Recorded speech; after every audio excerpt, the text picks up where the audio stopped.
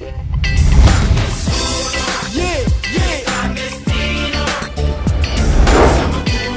Yeah, yeah.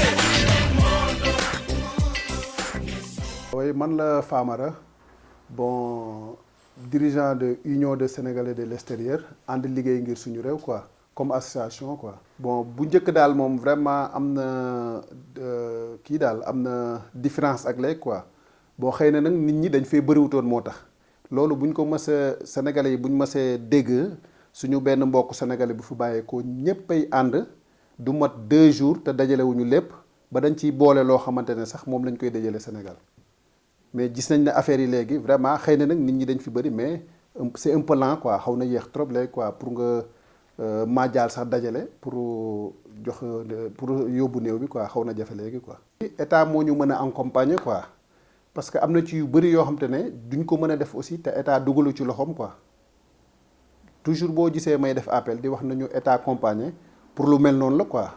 am na ci ay organismes yoo xamante ne mënoon nañ koo def sax ba avant ngay jógee Sénégal sax. Même muy sa premier voyage sax loo xam ne da nga koy contribuer pour sa sécurité quoi daf ci am yoo xam te ne état moom moo ko mën a def ñun nag am na lu ñuy proposer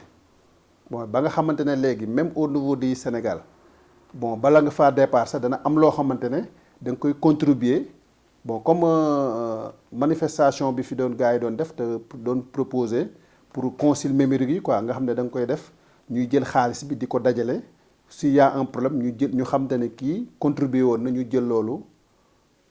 jàppale ki nga xam ne moo fi jóge ba nga xam ne dootuñu wër comme ni ren sonn nañ trop quoi parce que ci Facebook bi bon ci wër di laaj nit ñi gis nañ ne affaire bi vraiment dañuy gën a sonn rek quoi mais lépp manque de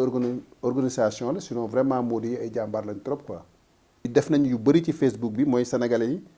yi nga xam te dañuy am problème du ku fi jóge rek quoi ku nekk hôpital.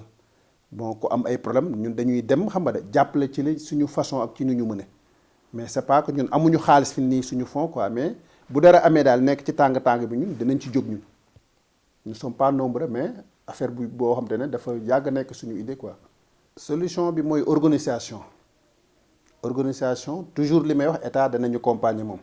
parce que comme ñun yorewuñu culture dem di insérer suñu bopp sinon am na fi. am na léegi sax bugguma publicité kenn mais am na fi ay assurance yoo xam te ne ci ko euro ay almese la nga xam ne ñooy jël assurance boo xam ne tout risque la quoi 5 euros léegi ñun association yi tamit aussi dañuy dem ba dootuñu am suñu kees yi amatuñu xaalis léegi bon suñu culture nag xam naa danañ ci boole tamit aussi comme ni ñuy assurer suñu oto yi tamit aussi